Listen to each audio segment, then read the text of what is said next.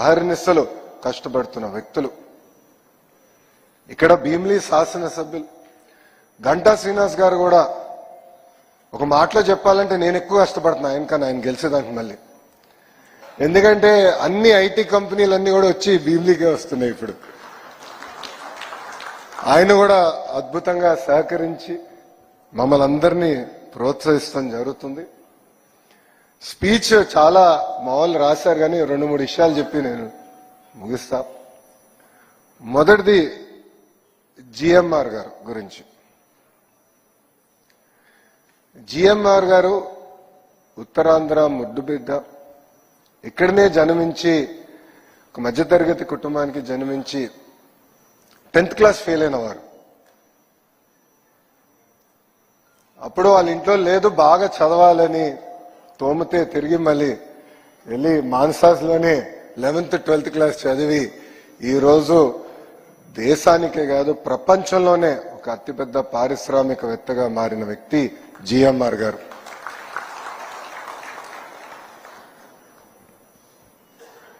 GMR గారు ఆనాడు Hyderabad airport కట్టాలని ఆయన అనుకున్నారు. అంటే ఉమ్మడి ఆంధ్ర రాష్ట్రానికి నేను సేవ చేయాలనుకున్న వ్యక్తి. కానీ ఆనాడు గౌరవ ముఖ్యమంత్రి చంద్రబాబు నాయుడు గారు కొంచెం సందేహం ఉండేది.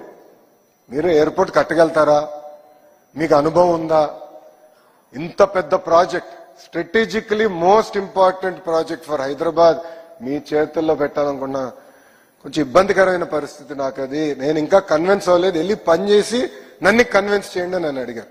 ఇది ఎప్పుడు టెండర్ గెలిచిన తర్వాత, బిడ్ గెలిచిన తర్వాత.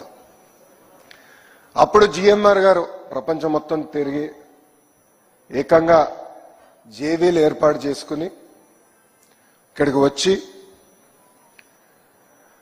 చంద్రబాబు నాయుడు గారిని కన్విన్స్ చేసి, లేదు మేము కట్టగలుగుతాం, కేవలం భారతదేశంలోనే కాదు ప్రపంచంలో ఒక నంబర్ 1 ఎయిర్పోర్ట్ మేము హైదరాబాద్ లో కట్టి తీరుతామని ఒక పట్టుదలతో కట్టి ఈ రోజు తెలంగాణ జీడిపికి సుమారు 12% కాంట్రిబ్యూషన్ చేస్తుంది హైదరాబాద్ జిఎంఆర్ ఎయిర్పోర్ట్. ఆనాడు చాలా మంది ఎగతాళి చేశారు, ఎయిర్పోర్ట్ కి 5,000 ఎకరాలు అవసరమా అని అడిగారు.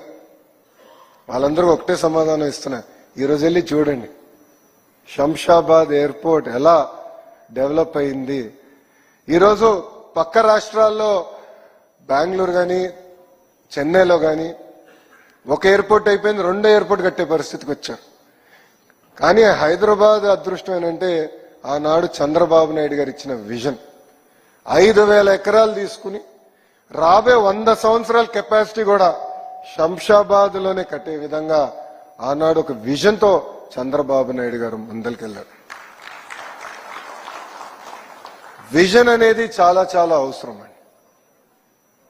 కొంతమంది విజన్లెస్ పీపుల్ విజనరీని ఎగతాళి చేస్తారు. చంద్రబాబు నాయుడు గారు రాజు గారిని కలిసిన తర్వాత ఆయన మాకు ఒకటే చెప్పారు, ప్రపంచంలో aviation, civil aviation work force లో 25% తెలుగులు ఉండాలి, దానికి మీరు ఏం చేయాలో మీరు చెయ్యండి. ఒక ముఖ్యమంత్రిగా నా సహకారం ఉంటుందని ఆయన చాలా సింపుల్ గా చెప్పారు. ప్రపంచంలో, దేశంలో కాదు, ప్రపంచంలో 25% అంటే కనీసం భారతదేశంలో 70% ఉండాలని ఈరోజు రాజుగారే నాకు టార్గెట్ పెంచారు. అంటే బాబు గారు ఆ విజన్తో నాకు ఆదేశాలు జారీ చేశారు. అప్పుడు రాజుగారు నేను మాట్లాడా, జిఎంఆర్ అంకుల్తో కూడా నేను మాట్లాడా, ఎట్లా చేయాలి డిస్కస్ చేశాం. ఒక వరల్డ్ క్లాస్ ఇన్స్టిట్యూట్ క్రియేట్ చేయాలి, కేవలం ఏదో ఒక యూనివర్సిటీ చేస్తాం కాదు, ఒక కామన్ ఇన్ఫ్రాస్ట్రక్చర్ ఏర్పాటు చేసి, అంటే స్టూడెంట్ లైఫ్, అకామిడేషన్, అదేవిధంగా మన క్యాఫెటీరియా, ఇవన్నీ కూడా కామన్ ఇన్ఫ్రాస్ట్రక్చర్ క్రియేట్ చేసి ఒక్కొక్క సబ్జెక్ట్లో ఒక్కొక్క యూనివర్సిటీ అగ్రస్థానంలో ఉంటుంది. ఒక ఎకో సిస్టమ్ క్రియేట్ చేసి బెస్ట్ ఇన్ క్లాస్ యూనివర్సిటీస్ అన్ని కూడా ఒక ఏవియేషన్ ఎడ్యుసిటీకి తీసుకొస్తేనే మన ప్రాంత రూపురేఖలు మార్చొచ్చని ఆనాడు మేము తీసుకున్నాం ఒక నిర్ణయం. ఇది నేను ఆలోచిస్తున్న సమయంలో ఇప్పుడు కూడా బాగా గుర్తు నాకు, తెలుగుదేశం పార్టీ విశాఖపట్నం ఆఫీస్లో నేను కూర్చున్నప్పుడు అదితి గారు ఒక మ్యాప్ తీసుకుని వచ్చారు, పెద్ద మ్యాప్, ఉత్తరాంధ్ర మ్యాప్ తీసుకుని వచ్చి లోకేష్ గారు మానస ట్రస్ట్ కి ఇక్కడిక్కడ భూములు ఉన్నాయి, మీరు వరల్డ్ క్లాస్ ఇన్స్టిట్యూషన్స్ తీసుకురండి, వాళ్ళకి మేము ఉచితంగా భూములు ఇచ్చేదానికి సిద్ధంగా ఉన్నాం అని చెప్పిన గొప్ప వ్యక్తి అదితి గజపతి.